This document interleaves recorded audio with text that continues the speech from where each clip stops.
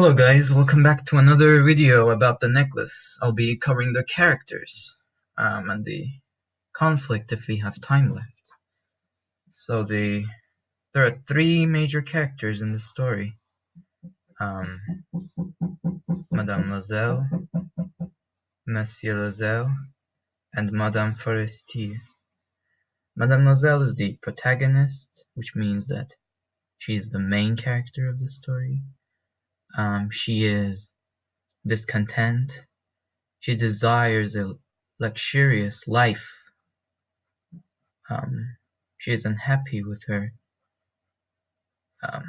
location in the society. He's in the middle. This is where Madame Forestier is. And this is where the maid is. So it's like a ladder. She wants to be here. And physically, she's beautiful, young and delightful. So she's God-gifted, we can say. She's pretty attractive. Monsieur Loisel he's the husband of Madame Loisel. He's a clerk. He gets optimum wage. He works at the Ministry of Education, and that's how they get invited to the party. And he is pleased with his life, unlike Madame Loisel. You know, he's happy with those little small things. He saves money for a hunting trip. He likes eating stew.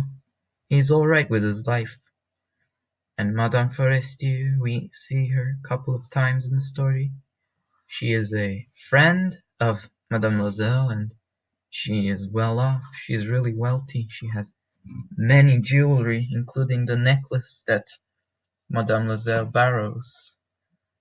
Now I'll talk about actions, thoughts, and feelings, and the words of the character, Madame Loisel. So, actions. Firstly, in the story, she borrows a necklace. She picks the most luxurious necklace. Also, before that, she buys a fancy dress with the money that her husband was saving. She doesn't wear the ordinary coat after the party. That's an important action we see. She realizes that she lost the necklace after the party. She loses the necklace. She buys a new necklace to replace it, and she pays the debt of that necklace for 10 years. Her moving on to her thoughts and feelings. We can say she's selfish. The fact that she takes her husband's money and she takes the best looking necklace shows that she's selfish. She's envious and jealous, we can say. She wants to be rich like Madame Forestier. She wants to belong to that social class. She envies the ones that belong to that social class. The ones at the party, they're all reasonably rich, so she wants to be like them. She's unsatisfied with this situation. In the first paragraph, she describes all the things she wanted in her life with a fancy language. Also, she doesn't like the stew that Monsieur Loisel eats happily. So, yeah, she's unsatisfied. She is also discontent, which has a similar meaning, to be honest. She desires to be rich, obviously. She wants to be like Madame Forestier. And she is quite prideful. Even in the end, when she's ugly and old, she looks prideful, she is. You know, herself, she shows her self-dignity, and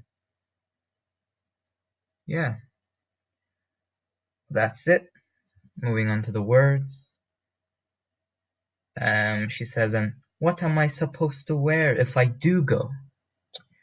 This is a quote from line 68, so you can check it out at your own book.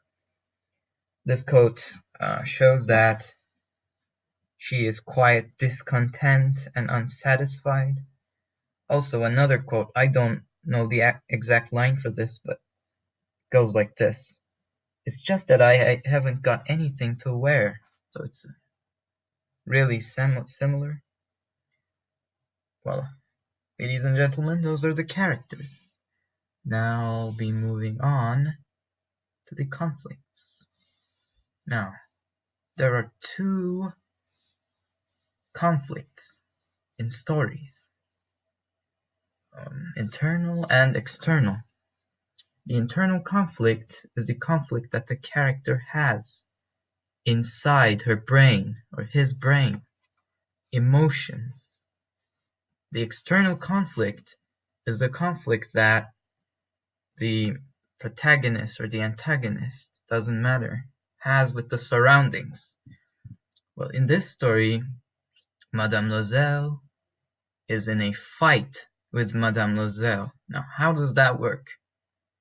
She fights with her emotions throughout the story. There is this conflict in her brain. Her pride and her desires, they're constantly fighting. The word pride means being in own dignity, being in one's own dignity, merit, and superiority. So that's the definition of the word. There's this conflict in her brain that eats her throughout the story. That's the internal conflict. And the external conflict, that's the conflict Madame Loisel has with the society. Now, this conflict is mainly physical. To be more precise, it's verbal. She often states out that she wants to be in a higher class to her husband, to the ones that she talks. She verbally talks. Well, that's stupid.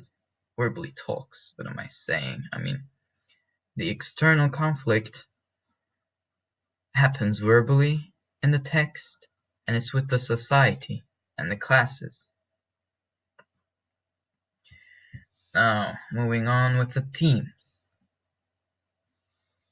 There are three major themes within the story. First of them is appearance versus reality. Now, in the story, Madame Loisel is pretending. She's pretending to be rich. That's the appearance. In the party, she wears a fancy dress and a fancy necklace, and she pretends to be rich, but in reality, she's actually middle class. Now, discrepancy. There is a discrepancy between her look and what she actually is. That's again her appearance against his reality. Now, this is like a little question. Is the necklace exquisite? I mean, legitimate? Well, if you read the story, you know that it's actually not. The necklace is an imitation necklace. And this creates a major irony within the story. So the appearance of the necklace and the reality conflicts. And her appearance turns out to be her downfall, I said. This is again an irony. What she appears to be in reality ends up being her downfall. Appearance versus reality, ladies and gentlemen.